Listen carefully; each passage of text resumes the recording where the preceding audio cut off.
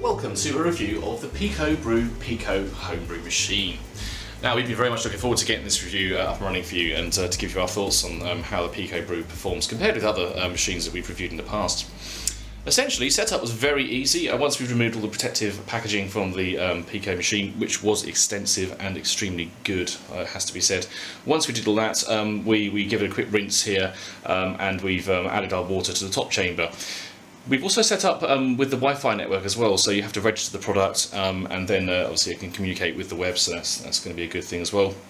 And we're basically at the stage now where we're ready to commence the actual the first use cycle, as it were. So to do that, we're going to scroll down with this very easy to use menu here, push the button in to go to utilities, and we want to hit first rinse.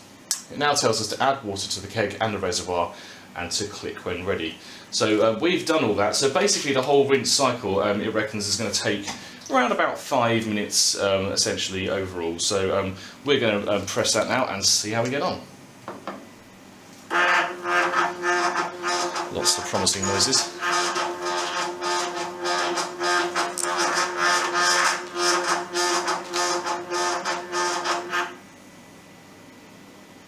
Now, it does promise there will be a lot of noises like this as we go along, and not to be worried because apparently that's all perfectly normal. So I'm not panicking, that's a good thing.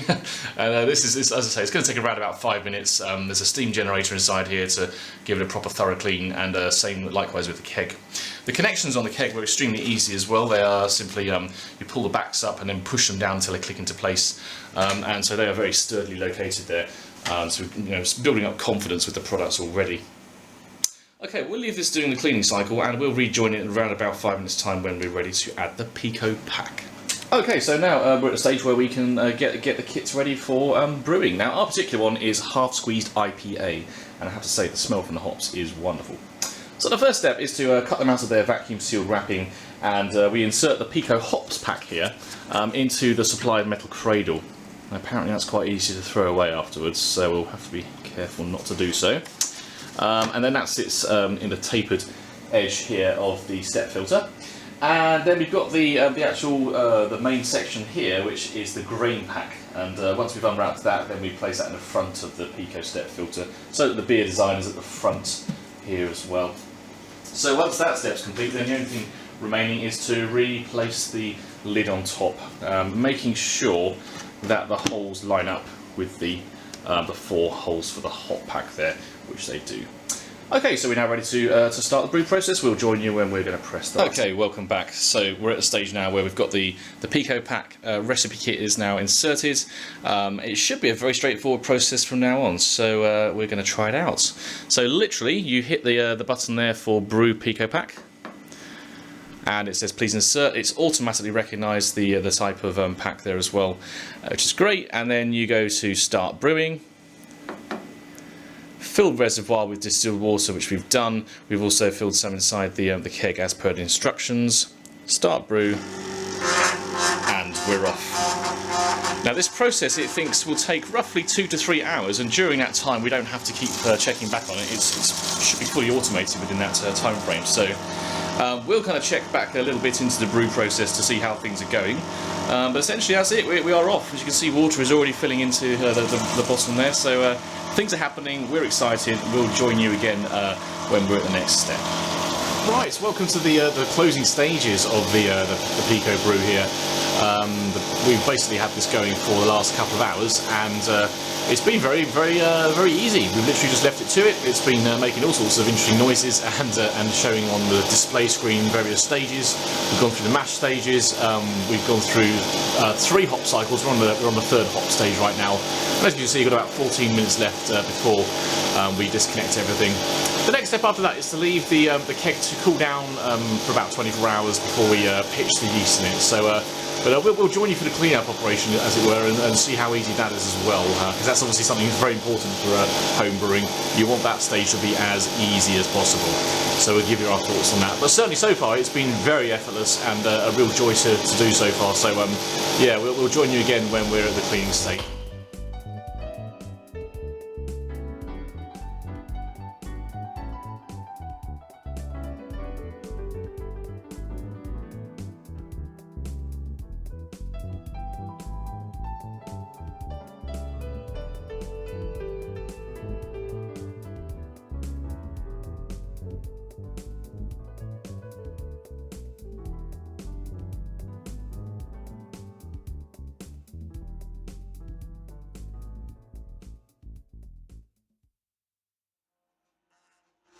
Right, okay, so the message has now come up that we are ending the brew, and that's going to be about 15 seconds time that the whole process comes to an end. After that, then it's going to be a case of disconnecting the tubing here from the keg itself and going through the cleaning process. So it really has been very easy from start to finish so far, and yeah, next stage, as we say, is going to be cleaning. Then we leave it for 24 hours, as we mentioned earlier. That's going to just allow it to cool down before we actually pitch the yeast. You can hear all sorts of things going on there, pumps kicking in, etc., as it's draining anything left inside the tubes itself. So, and I believe that might well be the end of the process. Brewing complete. Cool keg to 68 degrees Fahrenheit, then add yeast to ferment. So that is the end of the process using the PicoBrew Pico. We're going to, as I say, clean up everything and then leave the keg for around 24 hours, but we'll sort of come back briefly after the clean-up process just to say our findings. Okay, so we're at the cleaning drain line stage now.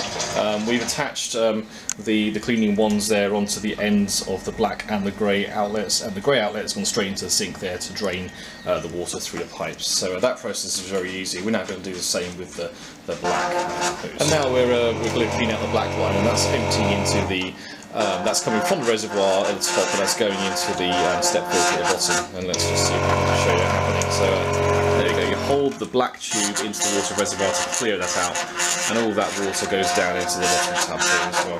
So again, that seems fairly straightforward, and we're going to rejoin this probably at the stage where we're ready to and the final stage of the cleaning process is to unscrew the filter cap here and take out the filter, rinse it with clean tap water. There we are. That's the blue filter section there, and that is it for the cleaning. So really very, very easy. It's taken less than 10 minutes to actually clean up afterwards. And you compare that to obviously some all grain brewing. Well, that's got to be a really big advantage.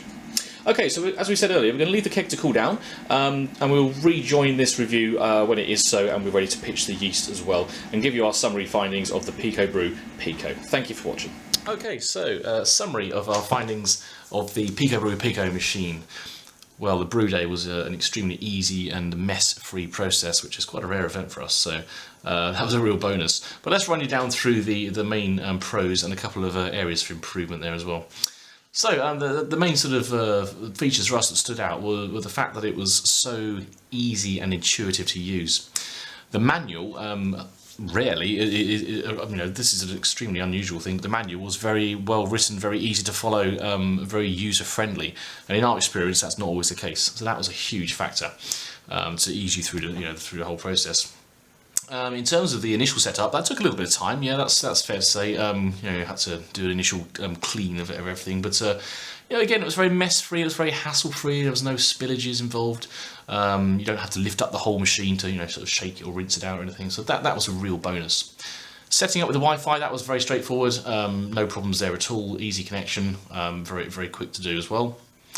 And you know, just overall, the whole sort of process from start to finish was really good fun. And I think that's something that sometimes is missing in the brew process. So we enjoyed that thoroughly.